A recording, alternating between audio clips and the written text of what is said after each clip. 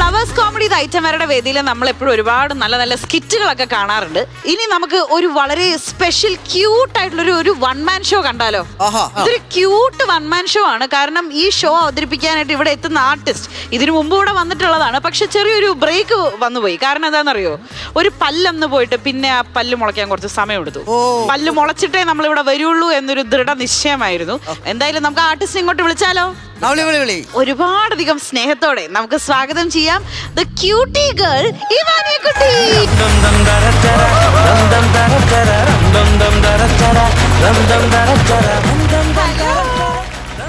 അയ്യോ, ഇതാരീ മഞ്ഞക്കുരുവി? അല്ല, ആദ്യം പല്ല് വന്നാ നോക്കട്ടെ. പല്ല് വളരാൻ വേണ്ടി എന്ത് വളവാണ് നമ്മൾ ചെയ്തത്? പല്ല് വളരാൻ വേണ്ടിട്ട് ബാക്ടംബോസ് ആണ് സാധാരണ എല്ലാരും ഉപയോഗിക്കുന്നത്. എന്തായിരുന്നു ചെയ്തേ? ഒന്നും ചെയ്തില്ല. പക്ഷെ ഞങ്ങൾ അറിഞ്ഞത് അങ്ങനെയല്ല. പാലക്കാട് ഏതോ ദന്ത ഡോക്ടർ വെച്ച് തന്നാണെന്ന് ഇവിടെ വരാൻ വേണ്ടി. വയനാട്. അപ്പൊ ചിരിച്ചെന്താണ്? ഇങ്ങനെയാണ് ചിരിച്ചെന്താണ്? ഇത് എന്റെ സ്വന്തം പല്ല. പറ. ഇങ്ങനെ ഒന്ന് അടിച്ചാണ്. എത്ര ക്ലാസ്സിൽ ഇവാനിയ പഠിക്കുന്നേ? വലിയ ആളാണ്. അപ്പൊ വയനാടാണ് വീട് അല്ലേ? അവരെയൊക്കെ അറിയാവോ? എന്റെ പേര് പറയും. മിടുക്കി. അടിപൊളി. അപ്പൊ ഒരു കാര്യം ചെയ്യാം. എനിക്ക് എന്താണ് ഈ മഞ്ഞക്കുരുവിക്ക് പറയാനുള്ളത് എന്ന് കേൾക്കണം. എന്താണ് പെർഫോം ചെയ്യാനുള്ളതാണ്. പെർഫോമൻസിലേക്ക് കടക്കാം അല്ലേ? All the best. ഹലോ, എല്ലാവർക്കും നമസ്കാരം. ഞാൻ ഇന്നിടെ വന്നിരിക്കുന്നത് ഒരു ഗൗരവേറെ കാര്യം പറയാനാ. എന്താന്നറിയോ? ഇത്രയും കാലം ഞാൻ ചിന്തിച്ചതേ ഞാൻ ആ വീട്ടിലെ സെലിബ്രിറ്റി എന്നാ ഈ അടുത്ത ഞാൻ ആ സത്യം അറിഞ്ഞത്. എന്റെ സ്ഥാനം മറ്റൊരാൾ തട്ടിയെടുത്തന്നേ. ആരാന്നറിയോ? എന്റെ അച്ഛൻ്റെ അമ്മയുടെ സ്മാർട്ട് ഫോൺ. ഇപ്പത്തെ പരിപാടി എന്താന്നറിയോ?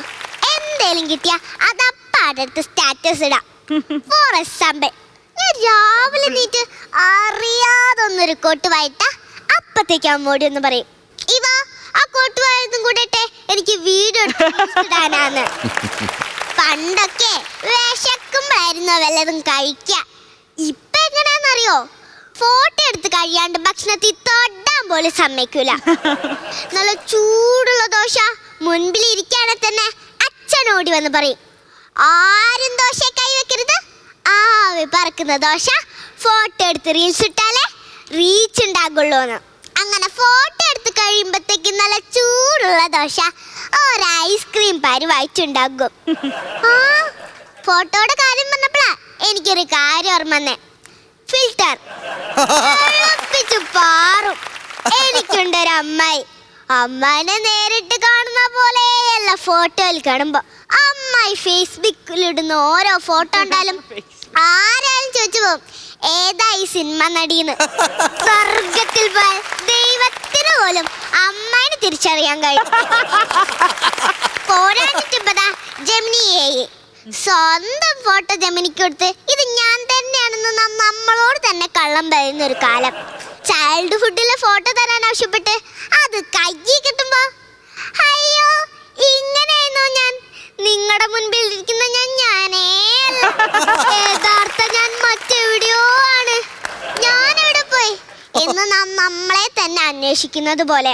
ഏത് തരത്തിലുള്ള ഫോട്ടോ എവിടെ വെച്ച് വേണമെന്ന് ജെമിനിനോടൊരു വാക്ക് പറഞ്ഞാൽ മതി. Gemini ready. പോലീസാണോ? Gemini ready. വക്കീലാണോ? അതിനും ജെമിനി റെഡി. അങ്കിളിന് കള്ളനാണോ? അതിനും ജെമിനി റെഡിയാ. ഇപ്പൊ എവിടെ നോക്കിയാലും റീൽസിന്റെ കാല. എവിടെ പാട്ട് കേട്ടാലും അവിടെ നിന്ന് തുള്ളും. ഈ അടുത്ത് എന്റെ വീട്ടിൽ പാൽ തരാൻ വന്ന പാൽക്കാരൻ ചേട്ടൻ എന്റെ വീട്ടിന്റെ അകത്തുള്ള പാട്ട് കേട്ടതും പാൽപാത്രം നിലത്ത് വെച്ച് ഒരു ഡാൻസ്. ആ ചേട്ടനെ പറഞ്ഞിട്ടും കാര്യമില്ല. ഈ പാട്ട് കേട്ടാ ആർക്കായാലും ഒന്ന് ഡാൻസ് കളിക്കാൻ തോന്നില്ലേ? ശൂരമ്പടയുടെ കോലം തള്ളും താളം, ഈരമ്പടയുടെ പെൺമുടി ഏറ്റിക്കൊട്ടിക്കേറും താളം, വെള്ളം കല്ലിക്കുന്നിൻ മേലെ കാടിയെന്നും മേളം, ഇന്നക്കരയുള്ളവൻ ഇക്കരെ എത്തും തക്കിടി മേളം, ഇത് മാമല മേലെ സൂര്യനും പുലരിക്കതിൽ വെള്ളിത്തേര് കാടും മലയും പുഴയും കടന്ന് കയറി വരുന്നൊരു വെള്ളിത്തേരാണ്. മുരുകാഹരോഹരാഹോ വേലായുധാഹരോഹരാ മുരുകാഹരോഹരാഹോ വേലായുധാഹരോഹരാ. സത്യം പറയട്ടെ, എനിക്ക് നിങ്ങളുടെ മുൻപിലിരുന്ന് പറയാം വല്ലാത്തൊരു ടെൻഷൻ ഉണ്ട്.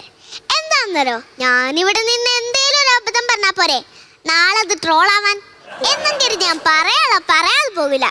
പണ്ടൊക്കെ നമ്മുടെ വീട്ടിൽ ഒരു കുഞ്ഞുവാവ ജനിച്ചാ ആദ്യം ആ കുഞ്ഞുവാവയ്ക്ക് എന്തായിരിക്കും ചെയ്യാ? ഒരു പേര്. എന്നാ ഇപ്പൊ നമ്മുടെ വീട്ടിൽ ഒരു കുഞ്ഞുവാവ ജനിക്കുകയാണെങ്കിൽ ആദ്യം ആ കുഞ്ഞുവാവയ്ക്ക് ഒരു ഇൻസ്റ്റാഗ്രാമും ഇൻസ്റ്റാഗ്രാമിലൊരു പേര്. പിന്നെ ഇൻസ്റ്റാഗ്രാമിലൂടെയായിരിക്കും കുഞ്ഞിന്റെ എല്ലാ വിവരങ്ങളും അവരെ അറിയിക്കുന്നത്. കുഞ്ഞിനെ മൊട്ടയടിച്ചു, കുഞ്ഞിനെ നൂല് കെട്ടി, കുഞ്ഞിന് കാത് കുത്തി, കുഞ്ഞിന്റെ പല്ല് വന്നു, എന്തിനേറെ പറയാൻ കുഞ്ഞ് കമന്ന് കിടന്നു, മുട്ടുകുത്തി, നിന്നു, നടന്നു. ഇതൊന്നും പോരാഞ്ഞിട്ട് കുട്ടിയൊന്നു നീട്ടി മുള്ളിയ അതുപോലെ അവർ ഇൻസ്റ്റാഗ്രാമിൽ. അഥവാ അവരുടെ വീഡിയോക്ക് റീച്ചും കമന്റും കുറവാണെങ്കിൽ ഇവർ തന്നെ അൺഫോളോ ചെയ്തു സോറി മോളെ നിനക്ക് റീച്ച് വളരെ കുറവാന്നും പറയും. ഇപ്പൊ പഴയ പാട്ടിനടുത്ത് കുറച്ച് ഡിസ്ക്ലൂ സ്പീഡും കൂട്ടിയ അതൊരു ട്രെൻഡായി. എനിക്കിഷ്ടപ്പെട്ട താരാട്ട് പാട്ട് പോലും ഇപ്പൊ റീമിക്സ് ചെയ്തു വരാണ്.